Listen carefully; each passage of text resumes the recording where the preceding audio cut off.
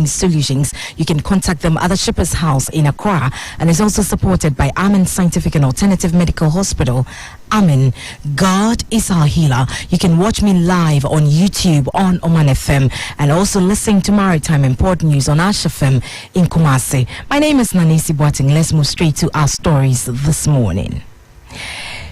Commissioner Customs Division of the Ghana Revenue Authority, GRA, Kenel Kojutamwa, retired, has said the division is upbeat and poised to increase its revenue target from 10.9 billion Ghana cedis in 2020 to 17 billion Ghana cedis in 2021.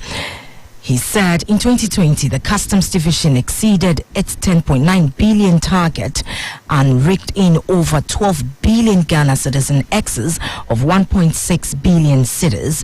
According to him, in 2021, Customs was expected to collect close to about 17 billion, and now, even though they were lagging behind around 7%, they were growing beyond 30% nominally against its last year's performance. Keno Kujodamwa, who was addressing the media at the Tema port during a working visit, said when the new Integrated Custom Management System, ICMS, was introduced at the port of Tema, there was some initial effect and challenges with the implementation, but subsequently was resolved. According to him, we are in the last quarter of the year, and that is when more imports are expected, and expressed optimism that the set target would be met.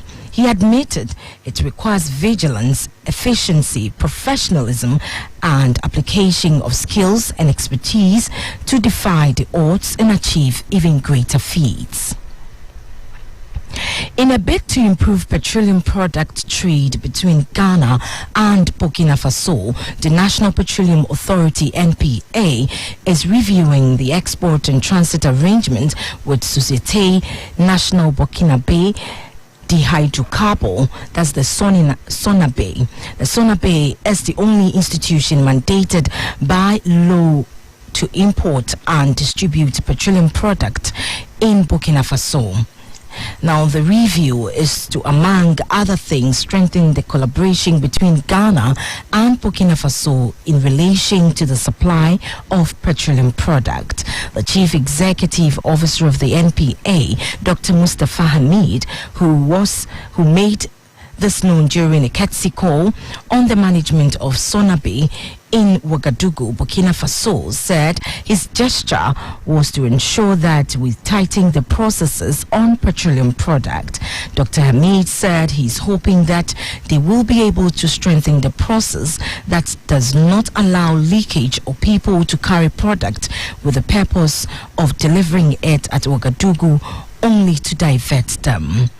Dr. Mustafa Hamid noted that gas oil export to Burkina Faso has been on the decline since 2019 of about 72% compared to the 2020 volumes. He appealed to Sonabe to improve on their import from Ghana, as the landlocked country currently imports 15% of the petroleum product from Ghana as compared to the remaining 85% supplied from Togo and Cote d'Ivoire. The low import of petroleum product from Ghana is attributed to the high cost of the product due to its high specification, that's the 50 ppm, as compared with the product supplied from other countries such as Cote d'Ivoire and Togo, which is 3,000 ppm. If you just join us, you're listening to Maritime and Port News. Giant vessels are waiting up to a week to enter some ports following a warning from the UK Minister over major concerns about shortages in the run-up to Christmas. Shipping crisis to last until next summer as container vessels queue in the Channel for Europe port. The global shipping crisis that is causing deepening shortages and shutdown in Britain's shops and factories will last for as long as 9 months as giant vessels carrying Christmas goods start to queue in the English Channel to unload in Europe congested port. A body representing British ports said that it expects the congestion affecting deliveries to millions of retailers and businesses to persist potentially until next summer as shipping industry struggles with challenges from container shortages to a lack of lorry drivers to move cargo once it reaches quayside. The current delays, which are forcing vessels to anchor in clusters in the English Channel and North Sea, will have a knock-off effect for supplies of consumer goods and manufacturing components in the coming weeks and months, with risk that up to 20% of goods ordered for peak Christmas demand would not reach retailers in time.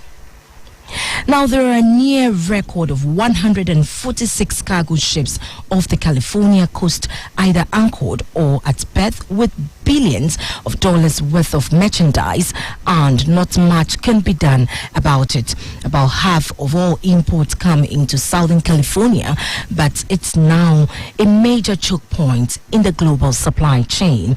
The mess was partly triggered by the COVID-19 outbreak among dock workers at the start of the pandemic. Staffing is healthier now, but crews can only work so fast. Even when cargo is finally offloaded, there are other kinds in the supply chain. Now, currently, there are 76 container ships carrying clothes, furniture, and electronics that have been stuck at ports in Los Angeles and Long Beach for nearly 3 months. They are carrying 14,000 containers with about $100,000 of merchandise each. Retailers such as Walmart, Target, Costco, and Home Depot are chartering their own vessels in an effort to beat the global supply chain disruption that threaten to harm the retail industry's holiday season. The proposed Biden infrastructure bill includes $17 billion for ports modernization, but the cargo jam is expected to stretch into next summer at least. And so that will be all for this morning's edition of Maritime and Port News. Maritime and Port News is proudly sponsored by the Ghana Shippers Authority. They provide you with the best in all your shipping solutions. You can contact them at the Shippers House in Accra, and also supported by Amen Scientific and Alternative Medical Hospital. Amen. God is our healer. My name is Nani Sibwati, my producers, Kwekwapoche and Ejando. Have a pleasant day. Go. Wake up to a fresh morning. National agenda.